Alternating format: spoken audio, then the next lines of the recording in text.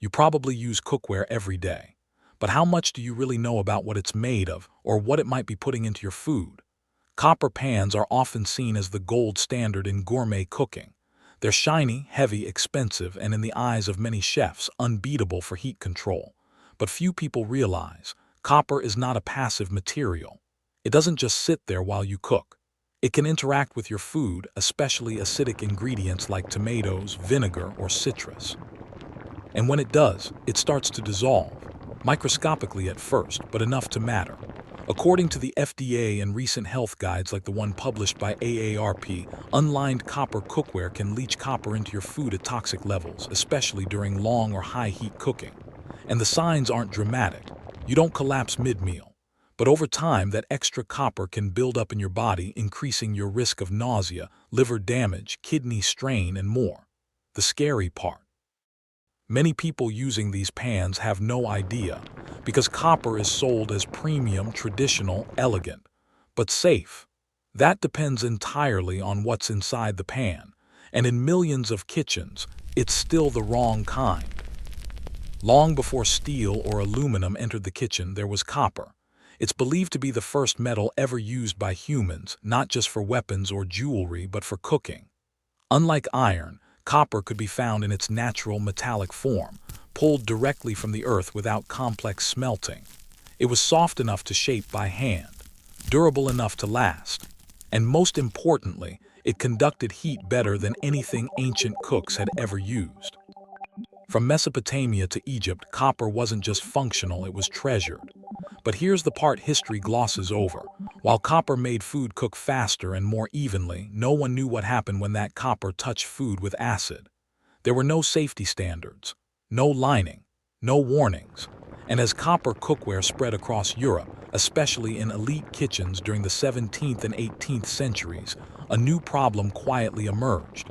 People were getting sick, often with symptoms that were difficult to trace: nausea, fatigue, digestive issues. Doctors at the time couldn't pinpoint the cause, but over time they noticed a strange pattern. The wealthier the kitchen, the more common the illness. The link? Copper. Of course, no one wanted to hear that the most prized cooking metal of the upper class might be poisoning their guests. And so, for a long time, the truth stayed buried under prestige and polish. Copper cookware had become a status symbol. And status tends to silence suspicion. Despite early suspicions about its effects on health, copper's place in the kitchen didn't disappear. In fact, it grew stronger. Because even as science slowly began to understand copper's risks, cooks, distillers, and metal manufacturers had already discovered its unmatched strengths. In the kitchen, no other metal cooks quite like copper. Its thermal conductivity, how fast and evenly it transfers heat, is nearly 25 times better than stainless steel, and almost twice as good as aluminum.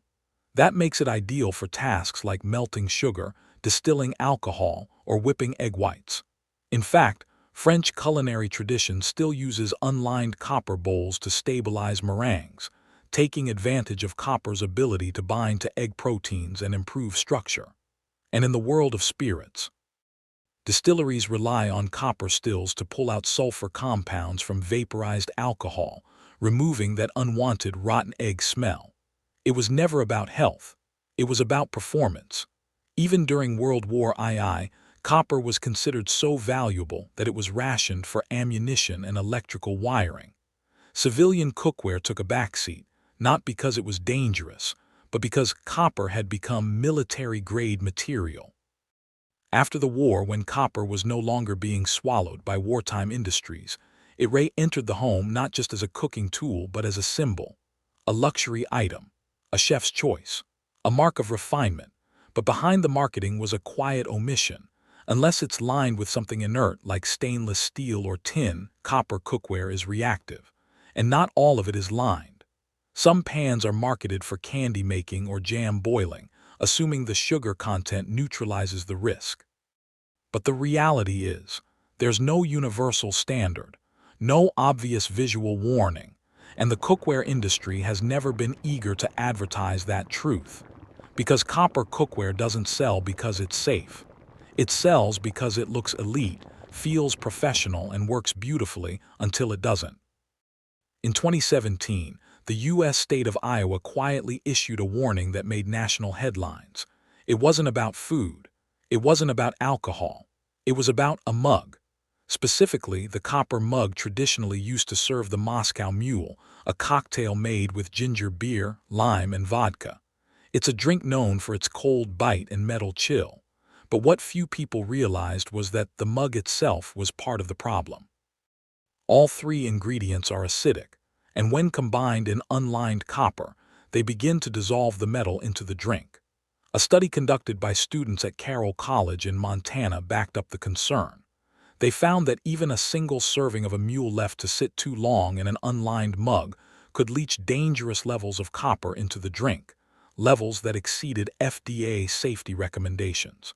And the irony, it wasn't the lime juice causing the biggest issue. It was the ginger beer, an unsuspected culprit with a pH low enough to trigger a chemical reaction with the copper surface.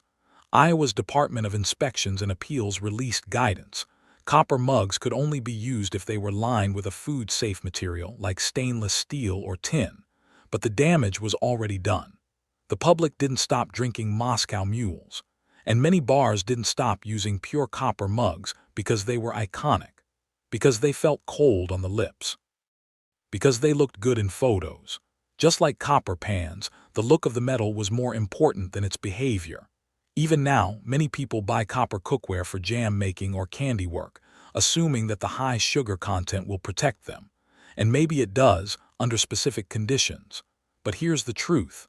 There is no clear scientific consensus on how much sugar it takes to prevent copper leaching. There are no prominent warning labels on most pure copper cookware. And in most cases, the risk is simply not explained. We've been sold the beauty. We've been sold the craftsmanship. But what we haven't been told is the full story. Today, most copper cookware sold for general cooking is lined, usually with stainless steel or tin materials that create a barrier between the food and the reactive metal underneath. But not all copper pans are lined. And not all lined pans stay lined. With use and age, tin linings can wear down. Scratches can expose the raw copper underneath. And because copper tarnishes slowly, often invisibly, it's possible to cook in a compromised pan without even realizing it. Meanwhile, the cookware industry continues to market copper as a premium material. Sleek websites, luxury packaging, and chef endorsements keep it positioned as refined, elite, and authentic. What they often don't explain is that copper is more performance metal than food-safe material. It's excellent for conducting heat. It shines on a shelf, but unless it's treated properly, it can leach toxins. The AARP Safety Guide puts it plainly: unlined copper cookware should not be used for cooking acidic foods. It can leach toxic levels of copper. Yet copper's appeal is still powerful. People love how quickly it heats. They love how cold it feels in the hand. And for many, it's not about science, it's about aesthetic and tradition. But here's the disconnect. Most people don't know the difference between a lined copper sauté pan and an unlined jam pan. They don't know whether the copper-colored pan they bought is real or just aluminum with a painted coating. They don't know that even trace leaching over time adds up. So copper remains in our kitchens, admired, displayed, and used, even by people who would never knowingly put reactive metal into their food. And in that way, copper's legacy isn't just about cookware. It's about how easily a symbol of quality can outlast the truth it hides.